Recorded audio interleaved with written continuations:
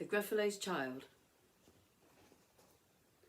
The Gruffalo said that no Gruffalo should ever set foot in the deep dark wood. Why not? Why not?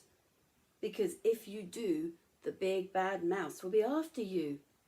I met him once, said the Gruffalo. I met him a long, long time ago. What does he look like? Tell us, Dad. Is he terribly big and terribly bad? I can't quite remember, the Gruffalo said.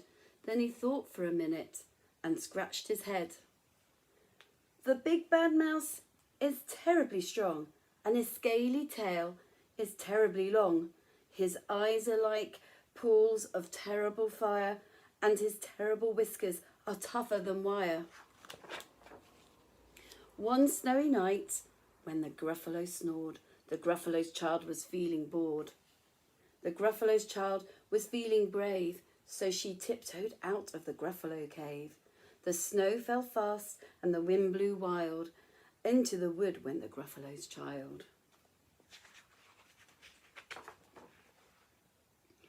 Aha, aho, the trail in the snow. Whose is this trail and where does it go? A tail poked out of a log pile house. Could this be the tail of the big bad mouse?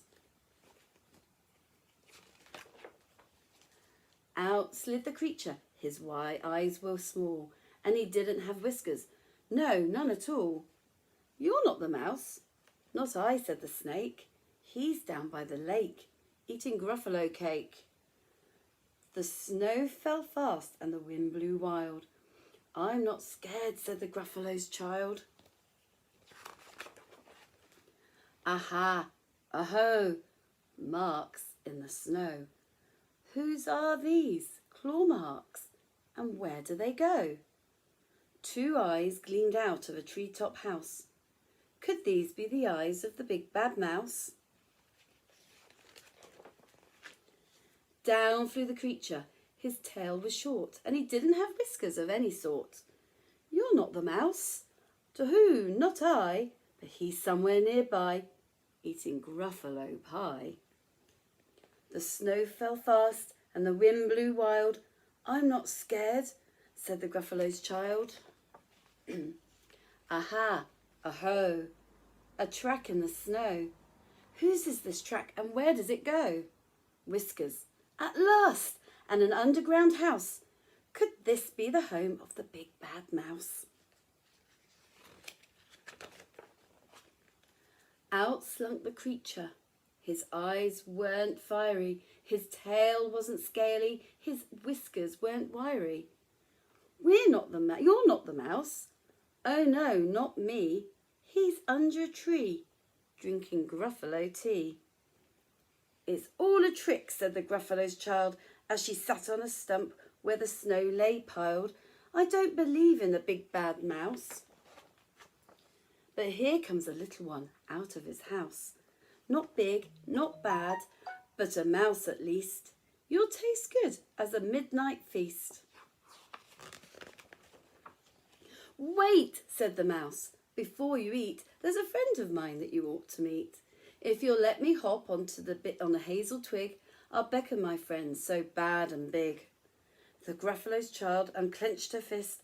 The big bad mouse, so he does exist. The mouse hopped onto the hazel tree. He beckoned, then said, just wait and see. Out came the moon. It was bright and round. A terrible shadow fell onto the ground. Who is this creature so big, bad and strong? His tail and his whiskers are terribly long. His ears are enormous, and over his shoulder he carries a nut as big as a boulder. The big bad mouse, yelled the Gruffalo's child. The mouse jumped down from the twig and smiled. Aha, aho, prints in the snow. Whose are these footprints? Where do they go? The footprints led to the Gruffalo cave, where the Gruffalo's child was a bit less brave. The Gruffalo's child was a little bit less bored. And the Gruffalo snored and snored and snored. Take care, everybody. Keep safe.